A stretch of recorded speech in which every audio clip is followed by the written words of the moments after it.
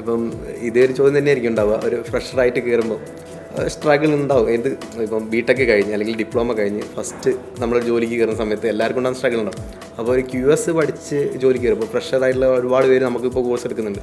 അപ്പോൾ ഈവൻ നമ്മളിപ്പോൾ ഒരു കമ്പനിയിലേക്ക് കയറുന്ന സമയത്ത് തന്നെ HR ഇൻ്റർവ്യൂ അല്ലെങ്കിൽ CV, ഏറ്റവും ഫസ്റ്റ് CV ആണ് അല്ല ആ CV നമ്മളൊരു ബയോഡാറ്റ കൊടുക്കുക എന്ന് പറഞ്ഞാൽ അതിൻ്റെ അകത്ത് വളരെ ഇമ്പോർട്ടൻസ് ഉണ്ട്.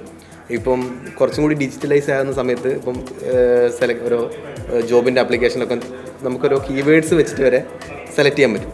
അപ്പോൾ നമ്മുടെ കോഴ്സിൻ്റെ അകത്ത് നമ്മളിപ്പം സ്റ്റാർട്ടിങ് സെഷൻ തന്നെ നമുക്ക് ഒരു CV പ്രിപ്പറേഷൻ HR സെഷനും കൊടുക്കുന്നുണ്ട്. അപ്പം അത് എത്രത്തോളം ഉപകാരപ്പെടും? ഇത് എങ്ങനെയാണെന്ന് വെച്ചാൽ ഈ CV ആൻഡ് HR നമ്മൾ മുമ്പ് ചെയ്തിട്ടുണ്ടായിരുന്നില്ല. നമ്മുടെ ട്രെയിനിങ് ഇൻസ്റ്റിറ്റ്യൂട്ടിൽ നമ്മൾ ട്രെയിനിങ് കൊടുക്കുന്ന സമയത്ത് ഇത് ചെയ്തിട്ടുണ്ടായിരുന്നില്ല. ഈ ഒരു പ്രോബ്ലം വരുന്നത് എങ്ങനെയാണെന്ന് വെച്ച് കഴിഞ്ഞാൽ നമ്മളൊരു ഓപ്പണിങ്സ് കൊടുക്കുകയാണ്, ഒരു മാർക്കറ്റിലേക്ക് നമ്മുടെ കമ്പനിയിലേക്ക് ആളെ വേണമെന്ന് പറഞ്ഞ് കൊടുക്കുകയാണ്. നമുക്കൊരു ദിവസം വരുന്ന CV എന്ന് പറയുന്നത് 750 നമ്പേഴ്സ് 2000 നമ്പേഴ്സൊക്കെയാണ് ഒരു ദിവസം നമുക്ക് കിട്ടുന്ന CV. ഇതൊക്കെ ഇരുന്ന് വായിക്കാൻ നമ്മളെ കൊണ്ട് പറ്റില്ല. നമ്മൾ എന്ത് ചെയ്യാന്ന് വെച്ച് കഴിഞ്ഞാൽ നമ്മുടെ സോഫ്റ്റ്വെയർ ഉണ്ട്. സോഫ്റ്റ്വെയറിൽ കീവേഡ്സ് വെച്ചിട്ട് സെർച്ച് ചെയ്യാൻ പറ്റും. ലൈക്ക് ടെക്നിക്കലായിട്ടുള്ള keywords, BOQ, claims, variations, RA bill, contracting, ഇങ്ങനെയുള്ള കുറച്ച് കീവേഡ്സ് വെച്ചിട്ട് നമ്മൾ എന്ത് ചെയ്യും, ഷോർട്ട് ലിസ്റ്റ് ചെയ്യാൻ പറയും.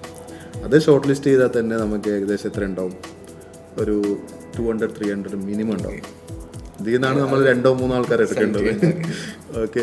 പിന്നെ നമ്മൾ എന്താ വെച്ചാൽ നമ്മളുടെ ടീമിനെ വിളിച്ചിട്ട് ഇതൊരു 30 സെക്കൻഡ് ഇവാലുവേറ്റ് ചെയ്യാൻ പറയും. അപ്പോൾ നമ്മളുടെ CVയിൽ പല ആൾക്കാരും പല റോളിലും ഒരു CV അയക്കുക, ഒന്ന് സെയിം സാധനം അയക്കാം. പിന്നെ ഒരു വാരി വലിച്ച് എഴുതിയിട്ടുണ്ടാവും. അപ്പോൾ ഈ വാരി വലിച്ച് ഇതെല്ലാം വായിക്കാനൊന്നും ഈ 30 സെക്കൻഡ് കൊണ്ട് വായിക്കാനൊന്നും ആർക്കും പറ്റില്ല, ഒഴിവാക്കി വിടും. അപ്പോൾ നമ്മൾ ഈ ഒരു പ്രോബ്ലം മാർക്കറ്റിലുണ്ട്, അല്ലെങ്കിൽ സ്റ്റുഡൻസ് ഫേസ് ചെയ്യുന്ന ഒരു പ്രോബ്ലമാണ്. അവരെ ഇൻ്റർവ്യൂവിന് വിളിക്കണില്ല. എന്തുകൊണ്ടാണ്? അവരുടെ CV പ്രോപ്പറല്ല. അപ്പോൾ നമുക്ക് എന്താ വെച്ചാൽ ഇതും കൂടി നമുക്ക് പറഞ്ഞു കൊടുക്കാമെന്നുള്ള ഒരു ഡിസിഷൻ എടുത്തു.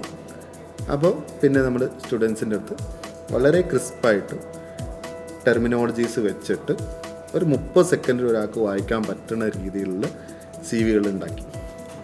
സോ അതുകൊണ്ട് തന്നെ നമ്മുടെ സ്റ്റുഡൻസിൽ CV ഷോർട്ട് ലിസ്റ്റ് ചെയ്യുന്നത് ഭയങ്കര ഫാസ്റ്റാണ്. എനിക്ക് തോന്നുന്നു ഇപ്പം കഴിഞ്ഞ ഒരു ജോബ് ഓപ്പണിങ്ങിലേക്ക് ഒരു 15 CV അയച്ചാൽ 10 സെലക്റ്റഡ് ആയി.